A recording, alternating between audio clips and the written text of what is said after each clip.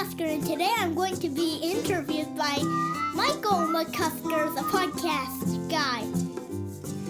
I'm very happy to be on this podcast, and me and my dad have been waiting because it keeps getting delayed, so very happy to be here.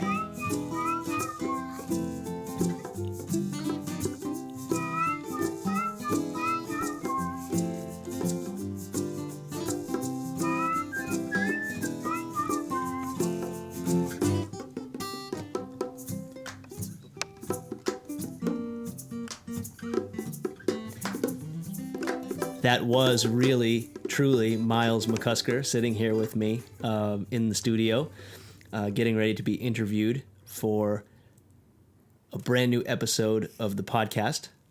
How are you doing, Myles? Good.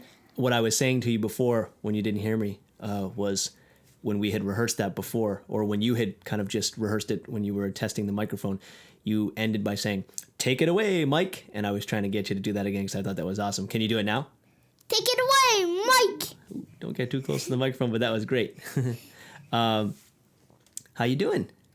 Great. I said I wanted to start off with a joke, remember? I do remember. And as you were saying over the music there, this is something we've been trying to get together on for a little while now, so we're finally here. So here it is, the moment you've been waiting for. Drum roll, please.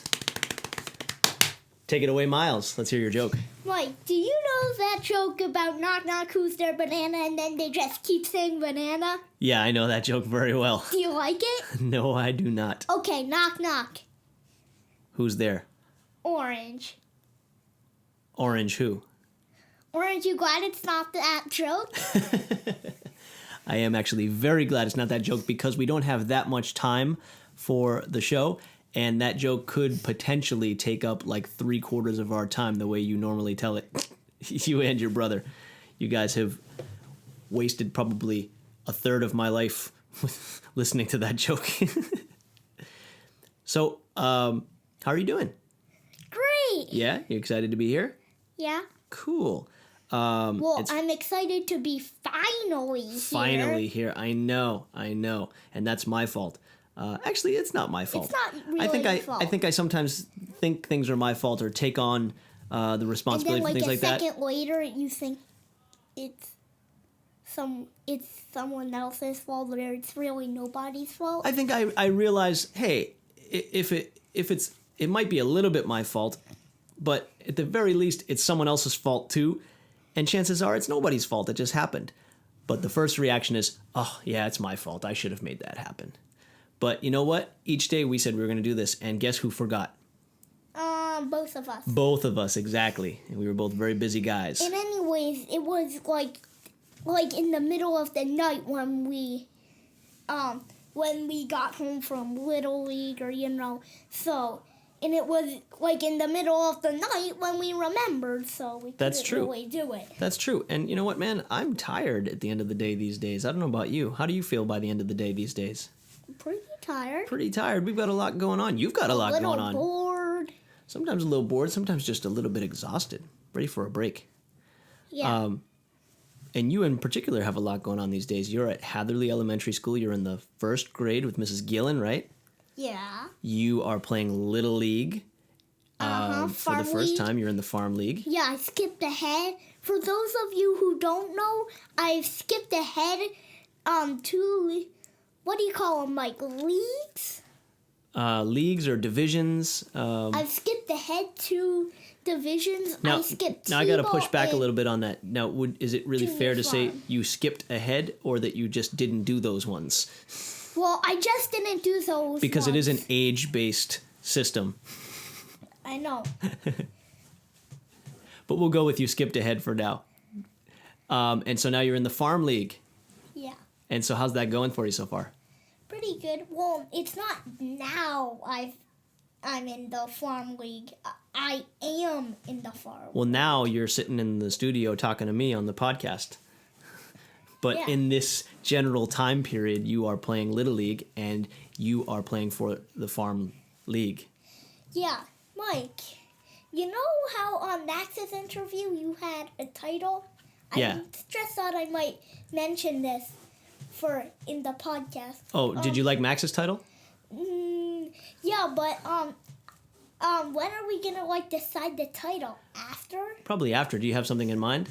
No. Now the listeners don't know what Max's title would have ended up being. So do you want to tell them what Max decided to title his episode? Yeah. What is it? It was My Butt is Awesome. I look like an opossum. My butt is awesome. I look like an opossum. That's your brother, man. I know it is. I can't wait to hear what you come up with. You have something? You just said you don't have anything. I find that hard to believe. You brought that up pretty quick, like you'd been thinking about something all week. No. Is your title going to be butt-based as well, do you think? No. So tell me your favorite thing about Little League so far. That the games are fun. The games are fun, yeah. And you've gotten a chance to play most of the positions at this point, although you have not yet pitched, have you?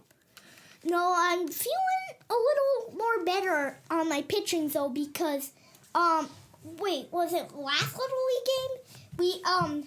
We 4 people went to shortstop and 4 people went to second base, and then 1 person went to first. We practiced grounders, and then I caught my grounder, even though it was very, very skippy. Yeah. And then threw it directly at first. Yeah, and it was in my case, a very good throw. Well, it wasn't in my case. It was a very good throw. But you mean it was a very good throw for you, especially because maybe not all of your throws are that good? And he catched it, so. Oh, he caught it? Yeah. Is this when you all were warming up for the game? Yeah. Cool. So do you think you'll pitch sometime soon? Yeah, I'm hoping to. That's cool, man. We have to get a little more practicing in, too. That's going to be a big moment for you. I'm very excited to see you pitch. And I know it's something you're excited to do. You told me that I'm scared to do it. Are you? Yeah, It's kind of a scary thing. I mean, I don't know how to pitch. I'm not that great at pitching. So I'm like...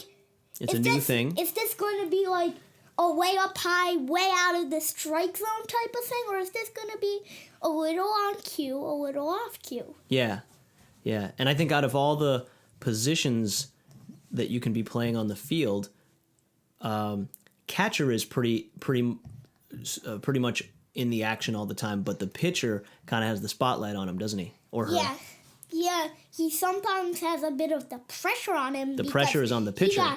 Because in major leagues and stuff like that, he's got to throw strikes. And the batter has a lot of pressure on him or her too, but it's only one batter at a time, and then once their turn is over, the pressure's off. But the pitcher, the pressure's on the whole time, and if they're not throwing good pitches, then they're probably gonna have another guy warming up in the bullpen. That's right. But you know what? At your level in the farm league, it's still just about learning the skills and getting used to playing that position and getting used to being in that pressure situation. So I wouldn't worry too much about it. I've watched a lot of the other kids pitching, and some of them do okay. Some of them do better than others.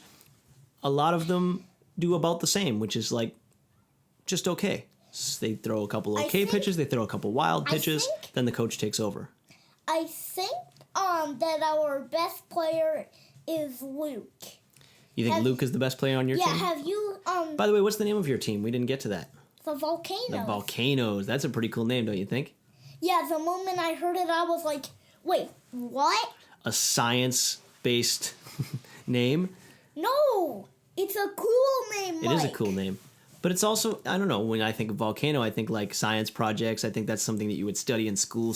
Kids like to study volcanoes and learn about them. There would be specials about volcanoes. Volcanoes are fascinating. So to have that be and you're interested in fascinating things. So to have that be your team name, I thought that was pretty perfect.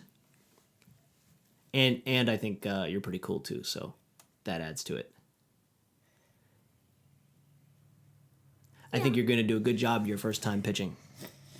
And I'm excited for you. Let's hope so.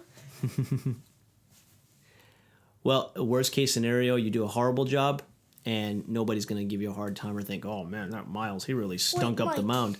They're going to go, okay. Mike. Yeah? I might have not mentioned, do you even know who Luke is? Oh, we were talking, I was trying to remember, you mentioned Luke. Who's Luke? He's the kid with the blonde curly hair? I think so. I have to be honest, most of the kids on the Little League field look exactly the same to me because they're all wearing the same uniforms and hats, and I'm off to the side. Well, have you seen the boy who almost catches almost all the throws? Yes, I have, as a matter of fact. And who hits pretty well? Yes. That's Luke? And who pitches very well? I think I know who you're talking about now. Yeah, he's probably our best player. Cool. Well, at this point, people are having good games in bag. Everyone's learning. That's the point.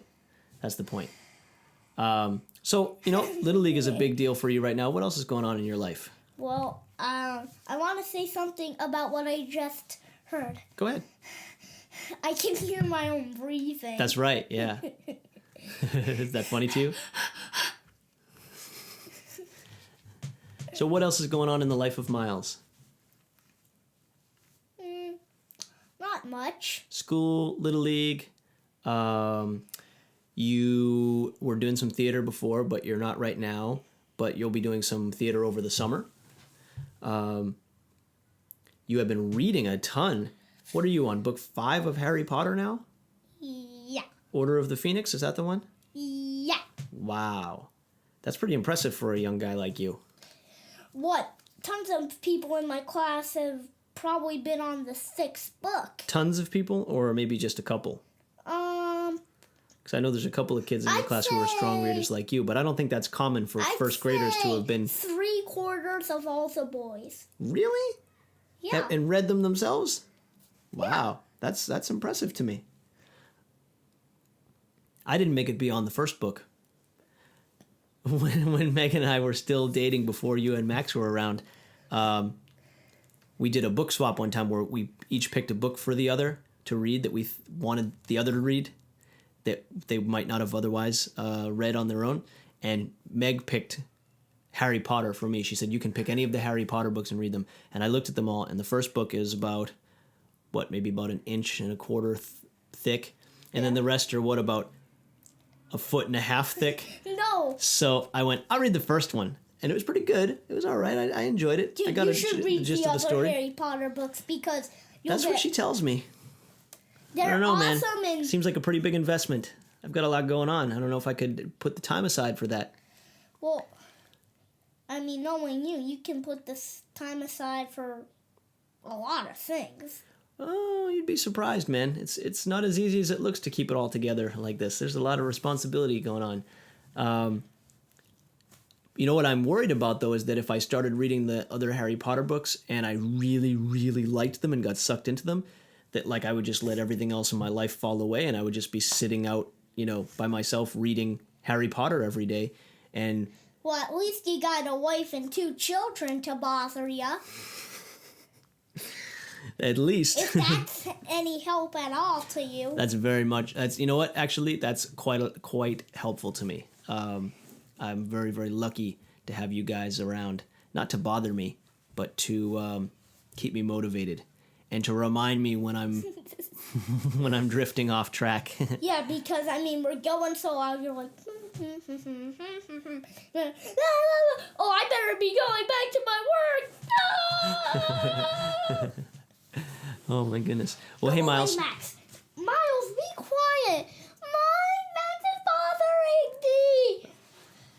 Go tell Meg about that.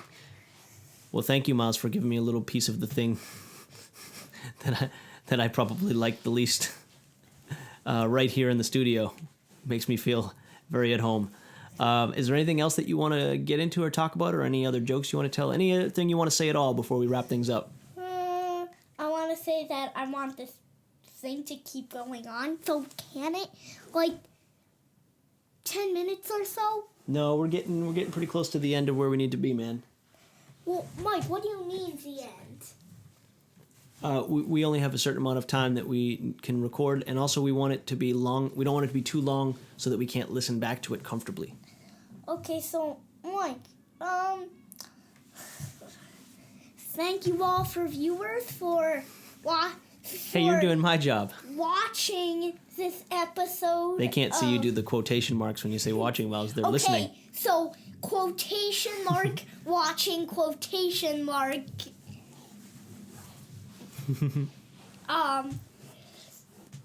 You could just say listening to. I don't know why you have to say quotation marks, watching, quotation marks. Well, it just adds on to,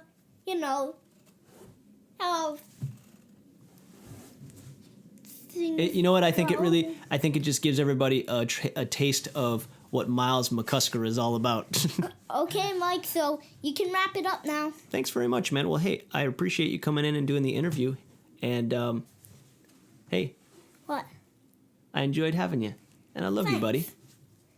Good. And to those of you who are watching, goodbye. Goodbye. Thanks, Myles. Bye, Mike.